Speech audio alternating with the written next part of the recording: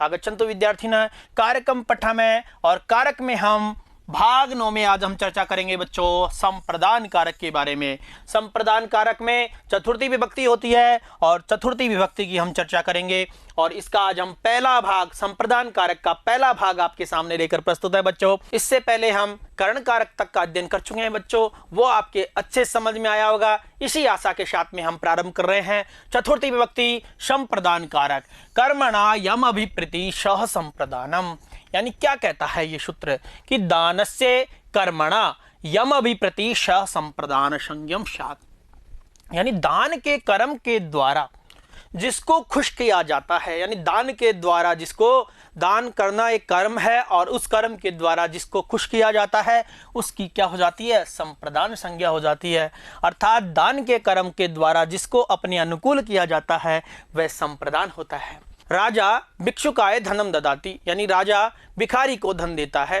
तो यहाँ राजा क्या हुआ, यानी कर्ता हो गया, और राजा किसको खुश कर रहा है, उस भिखारी को, यानी भिक्षुकाय उस भिखारी को खुद अपने दान क्रिया के द्वारा उसको खुश कर रहा है। तो इसलिए उसमें भिखारी में क्या आएगी, भिक्षुक में क्या आएगी, चतुर्थी विभक्ति आएगी, संप्रदान कारक होगा उसमें। और संप्रदान कारक में कौन सी विभक्ति होती है, चतुर्थी विभक्ति होती है। उसी को यह कहने का प्रयास कर रहा है कि दान के द्वारा जिसको खुश किया जाए, यानी उस भिखारी को खुश किया गया है दान के द्वारा, तो उसकी भिखारी में कौन सी विभक्ति हो जाएगी, चतुर्थी विभक्ति हो जाएगी। या संप्रदान कारक उसमें हो जाएगा। अगला सूत्र है चतुर्थी संप्रदाने, यानी ये सूत्र ये कहता है कि जिसकी संप्रदान संज्ञा हो जाती है उसमें चतुर्थी विभक्ति हो जाती है। संप्रदाने चतुर्थी सात, और संप्रदान में कौन सी विभक्ति हो जाती है, चतुर्थी विभक्ति हो जाती है। जैसे राजा विप्राय गाम ददाति। अब समझो, राजा विप्राय गाम ददाति, यानी गाय के द्वारा किसको खुश कर रहा है राजा, विप्राय यानी ब्राह्मण को, और इसलिए इस ब्राह्मण की कौन सी संज्ञा हो गई, संप्रदान संज्ञा हो गई। और संप्रदान संज्ञा जिसमें हो जाती है चतुर्थी संप्रदान सूत्र यही तो कहता है कि इसमें चतुर्थी विभक्ति कर दो। उसी प्रकार से भामाशाह प्रतापाय धनम ददाति, यानी जो भामाशाह है वो क्या करता है, प्रताप को धन देता है। यानी भामाशाह प्रताप को धन के द्वारा क्या करता है, खुश करता है। तो उस प्रताप की क्या हो गई, संप्रदान संज्ञा हो गई। और चतुर्थी संप्रदानी सूत्र है उसमें चतुर्थी विभक्ति हो जाती है। प्यारे बच्चों, पिता पुत्राय फलम ददाति, यानी जो पिता है वो पुत्र को क्या करता है, फल देता है। यानी पिता फल के द्वारा किसको खुश कर रहा है, पुत्र को। तो उस पुत्र में कौन सी विभक्ति हो जाएगी, चतुर्थी विभक्ति हो जाएगी। तो पिता पुत्राय फलम ददाति। आइए आगे देखते हैं। वार्तिक है क्रियया यम अभिप्रति सोपि संप्रदानम, यानी क्रियया यम अभिप्रति सो अपि संप्रदानम। अब से पहले हम क्या देख रहे थे, कर्मणा यम अभिप्रति संप्रदानम। अब क्या है, क्रिया। तो कर्म के द्वारा हमने अपने कर्म के द्वारा क्या कर दिया, किसी को खुश कर दिया। तो उसकी चतुर्थी संप्रदाने से चतुर्थी विभक्ति होकर के उसमें चतुर्थी होती है प्यारे बच्चों। लेकिन अब क्या है, क्रिया, यानी जिस क्रिया के द्वारा यम अभिप्रति, यानी जिसको खुश किया जाता है, पहले कर्म के द्वारा अब क्रिया के द्वारा जिसको खुश किया जाएगा और जिसको अनुकूल किया जाता है वहां भी संप्रदान होता है। यानी वहां भी क्या होता है, संप्रदान होता है। जैसे पत्ते शेती, यानी पति को सुलाने के लिए खुद सोती है, यानी पति को सुलाने के लिए सोती है। तो यहां क्या है, अपनी क्रिया के द्वारा, अपनी क्रिया के द्वारा जिसको खुश किया जाता है। जैसे अगला उदाहरण मैंने दिया है, माता बालकाय पय पीबती, यानी माता बालक के लिए दूध पीती है, माता बालक के लिए दूध पीती है। यानी क्रिया के द्वारा, क्रिया के द्वारा किसको खुश किया जा रहा है, बच्चे को, यानी बच्चे के लिए दूध पी रही है, यानी अपनी क्रिया के द्वारा। उसी प्रकार से पति के लिए सोती है, तो इसके लिए भी यहां चतुर्थी संप्रदान होगा। और आपको जी, यानी दोनों बात है कि कर्म के द्वारा भी जिसको खुश किया जाए वहां भी संप्रदान, और क्रिया के द्वारा जिसको खुश किया जाए वहां भी क्या होता है, संप्रदान होता है। आइए देखते हैं आगे। अगला सूत्र है रुच्यर्थानाम प्रियमाण। रुच्यर्थानाम प्रियमाण सूत्र क्या कहता है कि रुच्यर्थानाम धातुनाम प्रयोगे प्रियमाण अर्थ संप्रदानम सात, यानी रुच्यर्थानाम धातुओं के प्रयोग में जो प्रियमाण अर्थ है उसमें कौन सी संज्ञा हो जाती है? संप्रदान संज्ञा हो जाती है। यानी रुचि अर्थक धातुओं का प्रयोग होने पर जिसे रुचिकर लगे उस कारक को संप्रदान संज्ञा हो जाती है।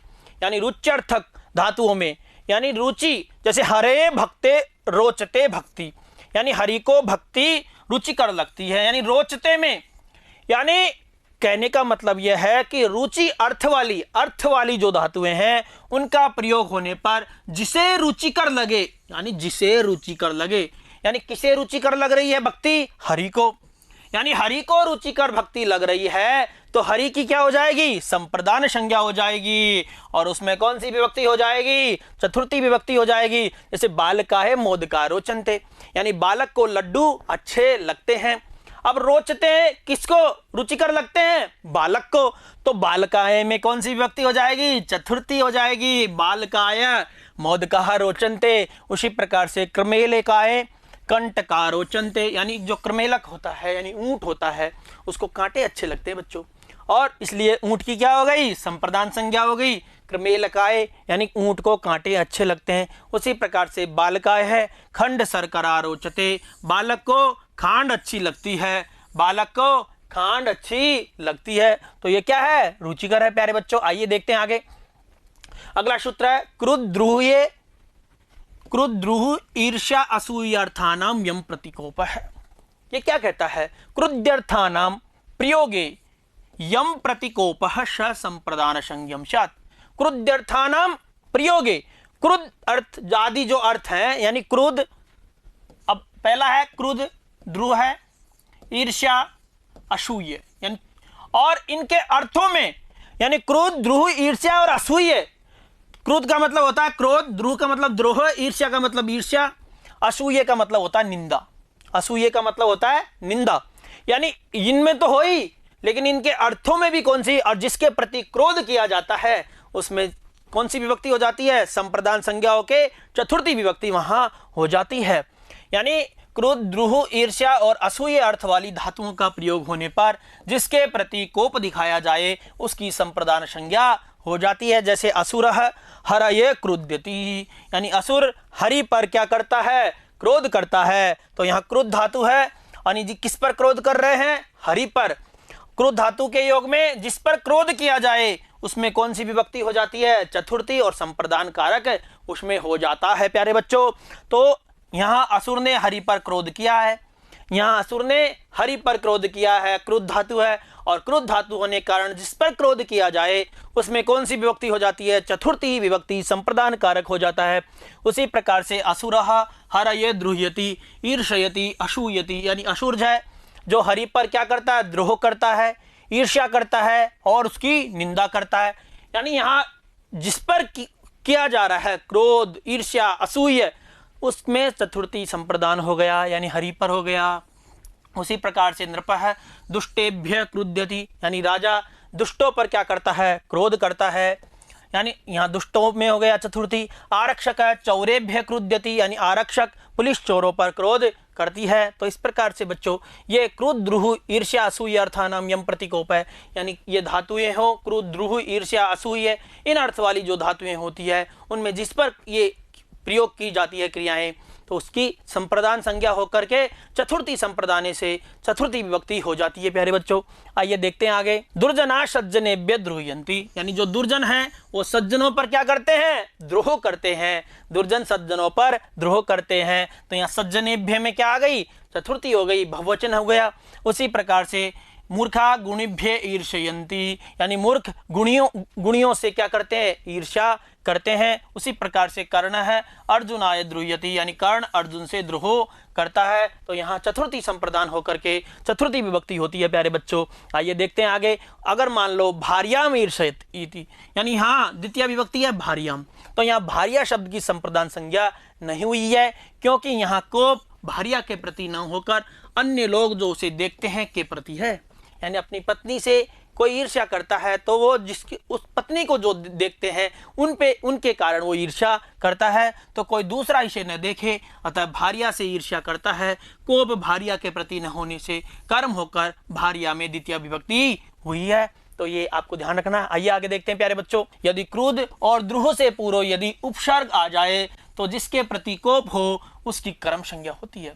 जैसे क्रुद्ध धातु है, क्रुद्ध धातु ध्रुव है, लेकिन ये दोनों धातुएं से पहले क्या है, अभी अभी उपसर्ग है ना, और इस उपसर्ग होने के कारण इसमें यहाँ चतुर्थी नहीं हो करके द्वितीय विभक्ति होती है। हरिम, हरिम अभिक्रुद्यति, हरि पर क्रोध करता है, हरिम अभिद्रुयति, हरि पर असुरद्रोह करता है। तो कहने का तात्पर्य है कि क्रुद्ध, द्रुह, ईर्ष्या, असूया अर्थानाम यम प्रतिकोप में जो क्रुद्ध और द्रुह धातु से पहले यदि कोई उपसर्ग आ जाए तो हमको क्या करना है, उसकी कर्म संज्ञा करनी है और उसमें द्वितीय विभक्ति ही करनी है। प्यारे बच्चों, आइए तो इस प्रकार से जो हमारा ये भाग है इसमें हमने बच्चों क्या क्या जाना कि पहला हमारा सूत्र था कर्मणा यम अभिप्रतिश संप्रदानम, यानी कर्म के द्वारा जिसको खुश किया जाता है उसकी संप्रदान संज्ञा होती है। जैसे भिक्षुक के लिए दान, भिक्षुक को खुश करके तो वहाँ उसकी संप्रदान हुई।